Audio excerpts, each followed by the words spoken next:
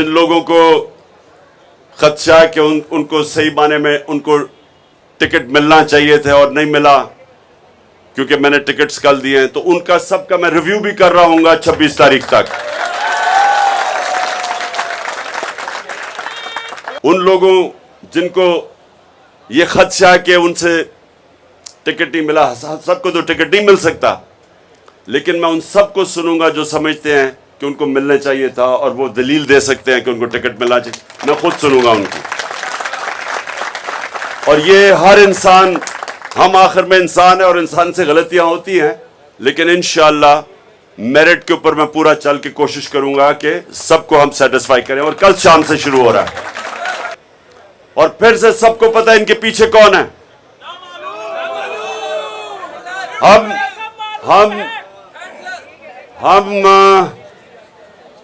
पहले तो अली अमीन को मैं दाद देता हूं, दिलेर आदमी है। इतने सब्र से और इतनी दिलेरी से उसने जो भी कोशिश की, इन्होंने उसको जलील करने की, एक दिलेर आदमी की तरह वो खड़ा रहा है, चट्टान की तरह। और मैं इंसानों को पैगाम पहुंचाना चाहता हूं जो ये समझ रहे हैं कि ये खौफ फैला के और ये जेलों में लोगों को डाल के, जो ये समझ रहे हैं कि इससे ये जो हकीकी आजादी का जज्बा है ये खत्म हो जाएगा या कम हो जाएगा, मैं उनको पैगाम देना चाहता हूं कि आपसे ज्यादा अहमक और बेवकूफ लोग है ही नहीं। कभी भी नजरिया, जब एक नजरिए का वक्त आ जाए, कभी भी इस तरह की हरकतों से वो नहीं रुकता। ईस्ट पाकिस्तान को हमने गवाया, ईस्ट पाकिस्तान में एक जमात इलेक्शन स्वीप कर गई, पाकिस्तान के सबसे साफ और शफाफ इलेक्शन हुए, वो सारा ईस्ट पाकिस्तान में इलेक्शन जीत गई अवामी लीग। और बजाय अवाम के मैंडेट को मानने के उसी जमात के ऊपर कार्रवाई शुरू कर दी, मिलिट्री ऑपरेशन शुरू कर दिए।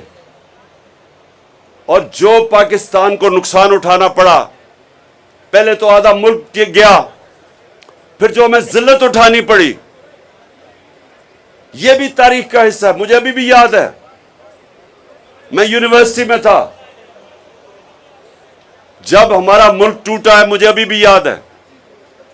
मैं उस वक्त बरतानिया में पढ़ रहा था, हमें अभी भी याद है कि हमें किस तरह की जिल्लत उठानी पड़ी थी, सिर्फ इसलिए कि बंद कमरों में किसी अहमक ने गलत फैसला किया कि बजाय अवाम की मैंडेट मानने के एक बेवकूफ आदमी ने, कम अकल आदमी ने उनके ऊपर फौज चढ़ा दी।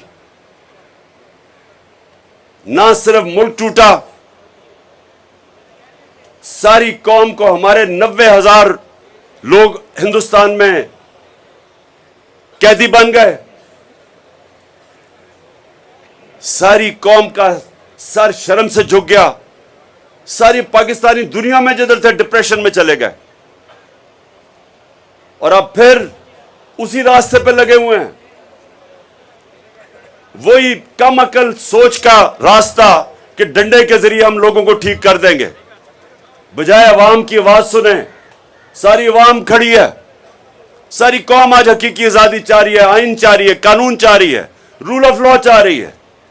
वो तंग आ गए कि ताकतवर जो मर्जी करे कानून के ऊपर और आम आदमी को इंसाफ ही ना मिल सके।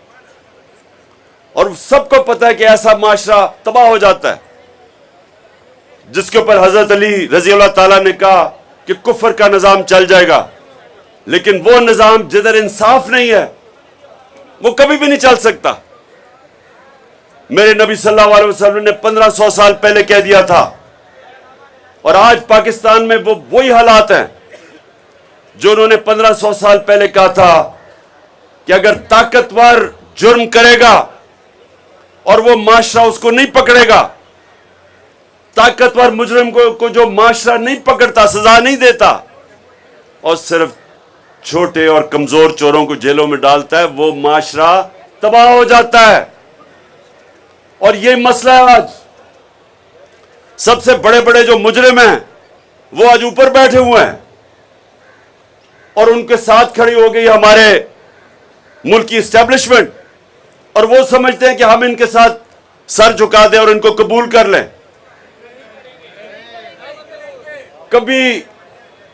कभी ये सोचा है कि हमें ये कौम को भेड़ बकरियां समझ के चोरों को ऊपर बैठा के और कहें कि हम इनको कबूल कर लेंगे? और जो कौम ये कबूल करती है वो तबाह हो जाती है, उसका कोई मुस्तकबिल नहीं है। इसलिए ये हमारी जो तहरीक है, हकीकी आज़ादी की तहरीक, इसलिए इसके ऊपर सख्तियां की जा रही हैं, क्योंकि जो ताकतवर ऊपर हैं ये कोशिश कर रहे हैं, ये पावर नहीं छोड़ना चाहते। पावर के अंदर अरबों रुपया है, इन सब के लिए पैसा बना रहे हैं, मुल्क का निजाम तबाह करके खुद सब पैसा बना रहे हैं, अपने जात के लिए मुल्क को तबाही की तरफ धकेल रहे हैं। इलेक्शन क्यों नहीं करवाना चाहते? क्योंकि उनको पता है कि अवाम किधर खड़ी है, इलेक्शन होगा तो इनका सफाया हो जाएगा। तो जो आइन कह रहा है उसके खिलाफ जा रहे हैं, सुप्रीम कोर्ट के फैसले के खिलाफ हर